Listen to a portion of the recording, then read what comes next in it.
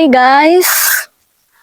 I want to speak about my experience for my Facebook page. Actually, nagkaroon ng problema ngayon ang page ko. Pangalawang gawa ko na to. Nung una, nasuspended ako because I have two violations. So, nag-create ako ng new page. And then, yes, nag-grow ulit ako. Actually, doon sa old first page ko is monetize na ako. But, syempre, di nagka-violation tayo. Wala tayong magagawa. Kasi suspended na talaga. I'd out to delete na yung aking page. Ngayon nagawa ko yung page is August 1. August 1, ang nangyari naman, ngayong September 2, hindi ko alam kung bakit parang shadow banned ako. Ewan ko, shadow banned ako, nakalagay shadow banned. Tapos, hindi ko lang screenshot, dapat pala yung screenshot. Tapos, may bigla na lang lumabas na my recommendation is suspended. Nagulat ako, hala, bakit ano naman ang violation ko? Wala akong ginagawa. Ang ginawa ko, pinuntahan ko. Yung aking profile is no violation. Ayun, tingnan nyo to. No violation, di ba? Ang linis. Tapos yung recommendation ko is suspended na. Ang ginawa ko, nag-send appeal ako. Siyempre, ang nilagay ko ay ito. Their Facebook Meta, my recommendation was suspended without violation. Please look into it and rectify it. Thank you. Sabay naglagay na din ako ng link ko sa profile, sa link ko sa pinakang page, link page ko. Then sinubmit ko na sa kanya.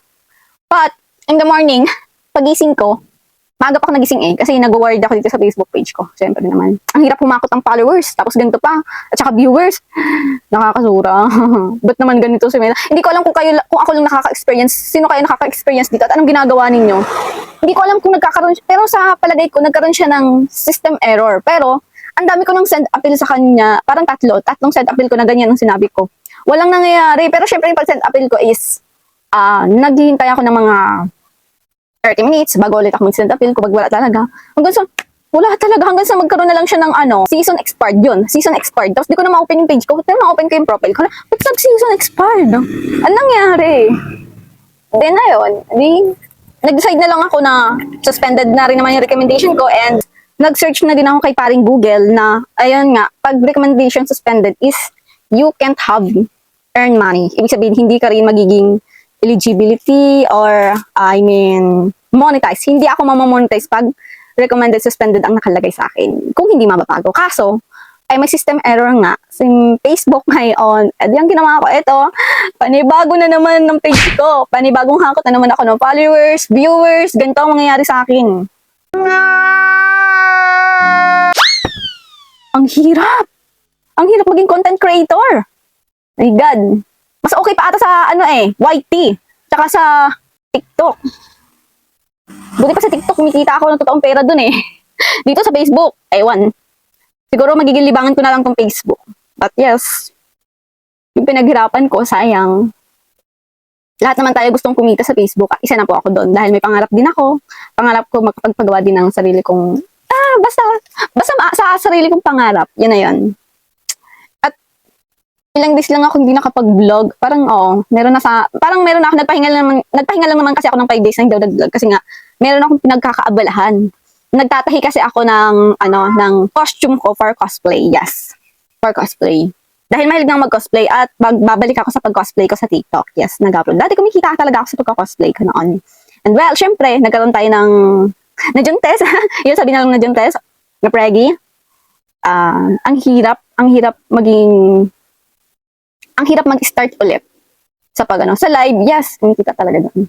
But yes, na-try ko itong sa Facebook. Kung alam ko lang, dapat sinabay ko na yung pag-live ko naman sa TikTok with Facebook na on. Siguro medyo angat-angat na. Wala ngayon ko lang kasi na-realize na, kaya ko po rin pala mag-vlog. Kaya ko rin pala maging vlogger. Kaya ko rin palang mag-edit. Mahirap siya, pero yes, yun ang the best na way na challenge sa akin, yung mag-edit ng vlogs, mag-face over. Sobrang hirap. Tapos, yung pinaghirapan mo is mawawala din, back to zero ka ulit. Ang hirap Kaya kung nakakaranas man kayo ng ganito, comment nyo lang sa comment section. Then, kung napanood nyo ito hanggang dito dulo, and please follow and share. Yun lang po ang masasabi ko. At huwag niyo pong makalimutan, ako nga po pala si Sayami. At ito po ang Sayami Vlog. Yung masasabi, opinion ko lang po and share ko lang po sa inyo. Dahil stress na ang ating nyo, kaya napapanot eh. But anyway, that's all. Yun lang. Bye!